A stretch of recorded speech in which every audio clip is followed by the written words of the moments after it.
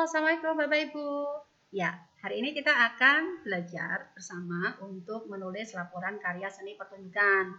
Jadi Bapak Ibu yang punya karya seni pertunjukan yang sudah lama atau yang baru dikerjakan, misalnya Bapak Ibu sedang mengerjakan atau membuat karya seni untuk keperluan lomba FLS 2N misalnya, atau untuk keperluan anniversary sekolah, atau justru juga job profesional dari event organizer atau yang lain ya, yang membutuhkan karya Bapak Ibu untuk dipentaskan, itu sebenarnya bisa kita juga bisa kita laporkan sebagai sebuah laporan karya seni pertunjukan. Hanya saja mungkin kita selama ini bingung cara melaporkannya seperti apa. Kita akan belajar bersama-sama hari ini. Baik Bapak Ibu, kalau panjenengan semuanya sudah memiliki satu karya seni, silahkan dokumentasinya dari proses latihan, mungkin audisi atau casting, latihan awal sampai dengan nanti pementasan dan pra pementasan, silahkan dikumpulkan mulai dari sekarang, baik itu dalam bentuk video maupun dalam bentuk foto. Ya, bisa saja itu berupa tari, bisa juga berupa musik itu bisa musik modern, bisa juga musik tradisi yang misalnya karawitan kalau di daerah di Kalimantan, musik tradisi Kalimantan, kalau di Sunda musik tradisi Sunda, yang itu adalah karya Bapak Ibu semuanya, silahkan. Kemudian bisa juga dalam bentuk teater ya, mungkin panjenengan semua yang guru SMA itu ada pelajaran teater, silahkan itu juga didokumentasikan, akan kita laporkan sebagai sebuah karya tulis ilmiah, dan bisa juga dalam bentuk drama tari. Oke ya. Nah, kita akan lihat dulu Bapak Ibu, berapa poin yang dimiliki. Untuk yang kompleks itu nilainya 4. Ya, kategorinya adalah yang namanya karya seni pertunjukan adalah di durasi. Jadi bisa Bapak Ibu melaporkan satu atau beberapa judul karya yang memiliki durasi minimal 60 menit. Misalnya kalau satu drama tari atau satu teater, satu pementasan teater atau satu musikalisasi puisi. Nah, itu satu judul, durasi pementasannya 60 menit. Atau beberapa tarian, beberapa musik, beberapa judul karawitan yang dipentaskan di dalam satu tempat, dan durasi pementasan beberapa judul itu memiliki waktu minimal 60 menit. Itu masuk kategori kompleks dan nilainya cukup besar Bapak Ibu. Nilainya adalah 4. Sama seperti kalau kita membuat PPK. Sedangkan yang sederhana itu bisa juga satu judul, bisa juga beberapa judul yang memiliki durasi minimal 30 menit. Nilainya 2. Jadi yang membedakan antara kompleks dan sederhana itu adalah durasi pementasannya.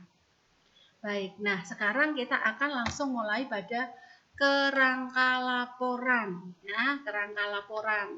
Yang pertama adalah sampul depan, kemudian kata pengantar pencipta, daftar isi, daftar tabel atau gambar, kemudian pengesahan, pernyataan, keterangan, kemudian masuk pada bagian 1 atau bab 1 yaitu pendahuluan. Kemudian di bagian 2 atau bab 2 itu adalah refleksi proses kreatif atau penciptaan. Kemudian bagian 3 adalah penutup. Ya, kemudian kita lampiri dengan referensi atau kepustakaan ya, daftar pustaka, dan juga lampiran nanti berupa foto, daftar hadir dan seterusnya yang akan kita bahas satu-satu nanti. Baik, kita akan masuk pada bab 1. Langsung saja sampul depan, sama ya seperti karya tulis ilmiah yang lain. Silakan sampul depan ditulis judulnya, kemudian nama penciptanya, berarti panjenengan semuanya ya, Anda semuanya nama penciptanya, kemudian NIP, nama sekolah ya, nama sekolah artinya nama institusi, ini yang dimaksud di sini adalah nama institusi, kemudian logo sekolah. Silakan disesuaikan dengan format yang biasa diterapkan di daerah masing-masing. Ya, lanjut. Setelah sampul depan, kita akan masuk pada kata pengantar. Nah, kata pengantar sebenarnya sama Bapak Ibu dengan kata pengantar karya tulis ilmiah yang lain. Ya, yang pertama tulis tentang pengantar karya, misalnya kemajuan teknologi memang memberikan dampak positif terutama dari segi kemudahan, efektif baik waktu maupun biaya, dan seterusnya. Silakan Bapak Ibu mengungkapkan pengantar dari karya tersebut di fokuskan nanti akan menuju kepada karya Bapak Ibu semuanya. Kemudian alinea berikutnya gambaran tentang karya tersebut, ya.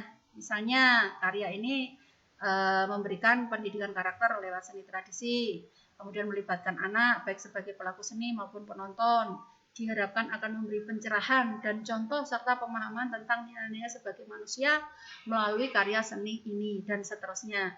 Kemudian alinea terakhir harapan Bapak Ibu semuanya bahwa karya ini dibuat dengan harapan agar nanti anak didik lebih punya rasa empati, simpati, menempatkan sisi kemanusiaan atau harapan-harapan yang lain yang Bapak Ibu bisa tuliskan di situ sendiri. Lanjut, lembar berikutnya adalah daftar isi, daftar tabel, dan daftar gambar. Ini contohnya saja ya.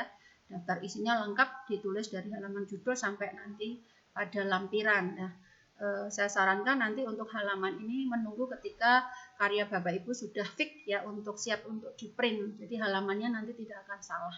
Tulis halamannya nanti terakhir saja ketika semuanya sudah di format, di setting sedemikian rupa.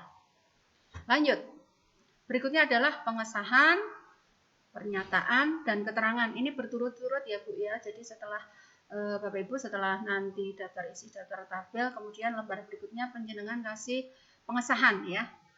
Pengesahan itu berisi identitas penulis, kemudian judul, jadi identitas penjenengan, judul karya, kemudian disahkan dan ditandatangani oleh penulis, kepala sekolah, dan kepala perpustakaan sekolah Bapak Ibu semuanya. Ya, jadi ini memang disahkan. Judul ini misalnya identitas Bapak Ibu juga ditulis lengkap, NIP dan seterusnya ya. Sama seperti pengesahan karya tulis ilmiah yang lain. Kemudian lembar berikutnya adalah surat pernyataan. Isinya adalah pernyataan bahwa karya inovasi berupa karya seni pertunjukan titik-titik ini belum dinilaikan sebelumnya dan betul-betul karya sendiri. Jadi nanti ditulis bahwa berikut kami nyatakan karya dengan judul ini, penciptanya ini betul-betul belum dinilaikan sebelumnya dan betul-betul karya yang namanya ditulis di atas seperti itu ya. Kemudian surat keterangan ini yang penting Bapak Ibu, syarat dari laporan seni pertunjukan atau laporan karya seni itu adalah harus ada surat keterangan dari pejabat yang berwenang yang menguatkan bahwa karya ini merupakan karya Bapak Ibu semuanya. Jadi karya seni ini betul-betul karya seni Bapak Ibu semuanya. Boleh ditandatangani oleh ketua Dewan Kesenian di kota Bapak Ibu. Apakah ada Dewan Kesenian itu pasti ada ketuanya, boleh. Atau pejabat organisasi seprofesi, misalnya kepala dinas kebudayaan, itu juga boleh. Saya dulu ditandatangani oleh kepala dinas kebudayaan. Kemudian misalnya Bapak Ibu di kotanya itu ada sekolah seni, misalnya sekolah seni SMKI atau STSI atau ISI, boleh minta bisa ketua jurusan sesuai dengan karya seni Bapak Ibu semuanya atau rektor atau dekan, biasanya boleh seperti itu.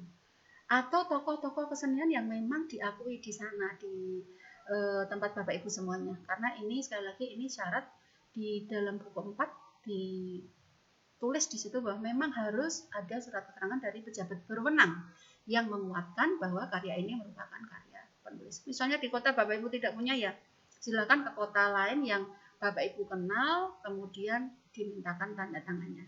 Jangan lupa semuanya ini silakan kalau ditandatangani jadikan rangkap 2 ya, untuk jaga-jaga kalau nanti misalnya dikumpulkan, yang satunya untuk dokumen kita. Oke, lanjut. Sekarang masuk pada bab 1. Ya, bab 1 itu terdiri dari 4 saja. Yang pertama adalah latar belakang ide penciptaan, yang kedua adalah makna, yang ketiga adalah tujuan dan manfaat penciptaan, dan yang keempat adalah tinjauan sumber penciptaan. Latar belakang isinya apa saja? Ya, latar belakang isinya yang pertama adalah kondisi ideal. Ya, misalnya kondisi saat ini. Hal ini ditandai dengan banyaknya event seni baik berskala lokal, nasional, bahkan internasional. Ya, kondisi ideal yang seharusnya ada saat ini. Jadi, Indonesia ternyata punya banyak kekayaan, atau kalau misalnya itu di musik, ternyata khasanah musik tradisi di Indonesia begitu kaya akan ornamen, jenis, dan seterusnya. Silakan nanti kata-katanya dirangkai sendiri sebaik dan seindah mungkin, tetapi tetap ada pijakan itu yang memang idealnya ada dan itu terkait dengan karya seni Bapak Ibu yang dilaporkan ini. Alinea berikutnya berisi kondisi sebenarnya. Jadi tadi kondisi idealnya harusnya seperti itu, kemudian kondisi sebenarnya.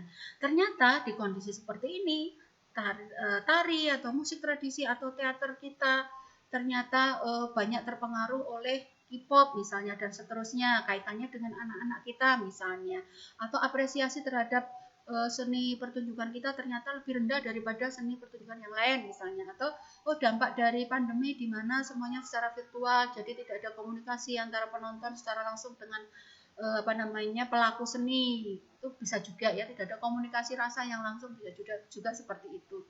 Jadi ditulis kendala yang kondisi yang sekarang yang terkait memang itu berseberangan dengan kondisi ideal.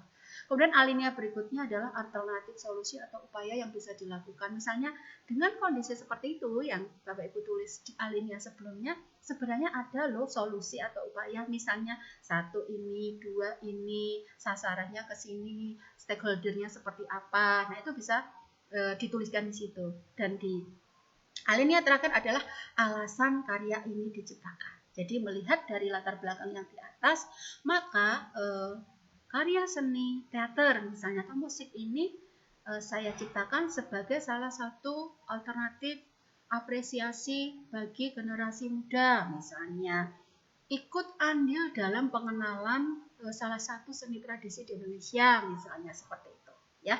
Itu di latar belakang ide penciptaan. Silahkan ditulis dengan memuat 4 poin di atas, yaitu kondisi ideal, kondisi sebenarnya, kemudian alternatif solusi atau upaya yang bisa dilakukan, dan yang terakhir adalah alasan kenapa karya ini Bapak Ibu ciptakan, tujuannya untuk apa. Dan tentu saja kalau Bapak Ibu sebagai pendidik dikaitkan dengan dampak atau manfaatnya untuk dunia pendidikan, seperti itu. Oke, lanjut ke berikutnya ya. Setelah latar belakang, yang B adalah makna. Makna itu apa Bapak Ibu? Makna itu adalah makna dari karya seni ini kaitannya dengan dunia pendidikan. Contohnya bisa dengan kata-kata drama tari adalah kekayaan berupa seni tradisi yang harus terus dikenalkan pada anak-anak, bla bla bla bla. Anak-anak melalui sekolah harus terus dilibatkan di dalamnya baik sebagai penonton maupun sebagai pelaku. Drama tari anak adalah salah satu bentuk upaya agar seni tradisi terus ada dan hidup dalam kehidupan masyarakat Indonesia misalnya. Itu kalau karyanya adalah karya drama tari. Kalau karyanya adalah teater atau pertunjukan wayang, ya silakan ditulis di situ. Kenapa karya ini Bapak Ibu buat, kaitannya profesi Bapak Ibu sebagai pendidik, dan nantinya dampaknya ke anak-anak atau maknanya apa untuk anak-anak. Ya, karya seni ini ada makna apa untuk anak-anak atau untuk murid-murid kita. Itu yang ditulis dalam makna. Berikutnya yang C adalah tujuan dan manfaat penciptaan. Ya, Bapak Ibu ada tujuan, ada manfaat, beda ya. Tujuan dari penciptaan karya ini misalnya, tujuan dari penciptaan karya teater apa seterusnya ini, yaitu satu misalnya memberikan pada pengembangan potensi anak berbakat tari dan karawitan. Itu kalau pelakunya adalah murid-murid atau anak-anak yang dilibatkan di situ, murid-muridnya Bapak misalnya, Bapak Ibu. Kemudian yang kedua mungkin menanamkan pendidikan karakter pada anak, jadi meliputi kerjasama dan terusnya dalam proses penciptaan karya itu kan ada latihan, ada diskusi dan sebagainya. Kemudian nanti setelah pementasan ada evaluasi, kemudian mungkin ada apresiasi dari penonton. Nah itu kan ada tujuan di situ yang menjadi tujuan dari diciptakannya karya seni Bapak Ibu semuanya. Kemudian manfaat ya, manfaat dari karya seni ini misalnya ada manfaat untuk diri sendiri, jadi ada 3 ya, manfaat untuk kita.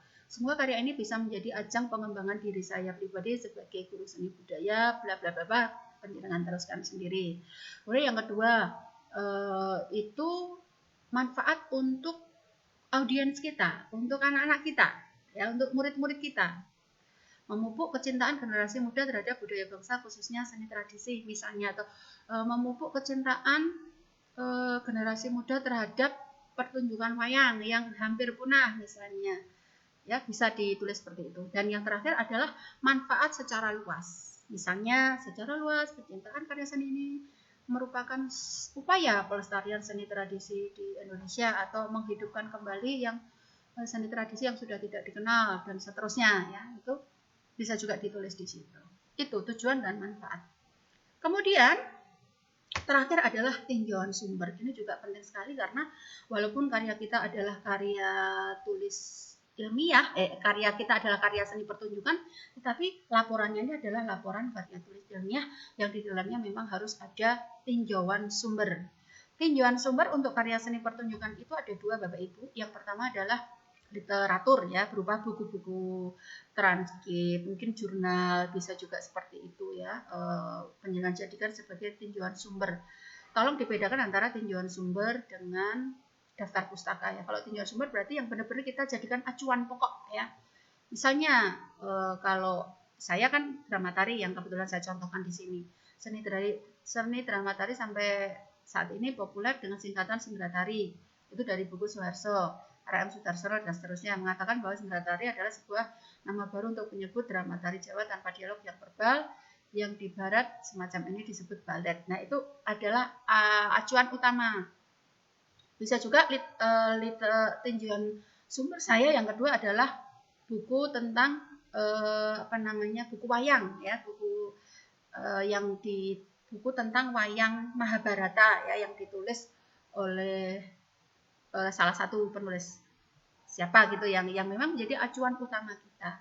Kalau misalnya itu teater, Bapak Ibu bisa misalnya mencari acuan karyanya Rendra misalnya, atau pementasan apa, atau buku naskah teater apa, itu yang menjadi acuan bisa juga ya. Jadi ada acuan berupa literasi yang menjadi dasar pokok kita untuk membuat karya ini. Kemudian tinjauan sumber yang kedua berupa diskografi Bapak Ibu. Ya, kita bisa membuat diskografi itu sebagai tinjauan sumber. Misalnya kalau saya kebetulan drama tarinya adalah tentang Sri Kandi yang dinobatkan sebagai senopati dalam perang Mahabharata. Saya acuannya adalah tari Sri Kandi Bismo ya, karya Mas Daryono ya, dosen ISI Surakarta. Dalam tarian tersebut digambarkan peperangan dan konflik batin antara Sri Kandi dengan Bismo ketika harus berhadapan berperang. Nah, konflik di dalam tari tersebut yang kemudian kita angkat menjadi satu drama tari. Itu tinjauan sumber saya. Nah, Bapak Ibu bisa mencari tinjauan sumber yang lain, misalnya pementasan teater teater yang sudah besar yang bisa kita jadikan acuan dari pementasan teater kita. Itu Bapak Ibu. Jadi bab 1 itu hanya hanya singkat, hanya ada 4 ini ya, hanya ada 4 ini. Dan sebenarnya kalau kita membuat karya itu sendiri, kita akan bisa membuat ini dengan mudah ya, karena memang ini yang kita ciptakan, kita yang tahu apa isinya, tujuannya untuk apa dan seterusnya. Bab 1 hanya ini saja, yaitu latar belakang hidup penciptaan, makna, tujuan dan manfaat penciptaan, tinjauan sumber penciptaan, dan itu menjadi satu bab, bisa ditulis bab atau bagiannya, yaitu pendahuluan. Bagaimana Bapak Ibu? Gampang kan? Ya. Dari sini nanti mudah-mudahan Bapak Ibu yang punya karya jangan dibuang begitu saja, kita bisa membuat laporan ini. Dan ingat ya, kalau nanti durasinya karya Bapak Ibu, ya karya seni pertunjukan Bapak Ibu itu minimal 60 menit, poinnya 4 loh, yang 3B mau ke 3C itu cukup untuk naik, karena untuk yang golongan 3 itu belum harus membuat PTK, jadi ini bisa menjadi alternatif kita untuk kenaikan pangkat. Itu saja, semoga bermanfaat. Kita akan ketemu lagi nanti untuk penulisan laporan karya seni pertunjukan di bab 2. Assalamualaikum.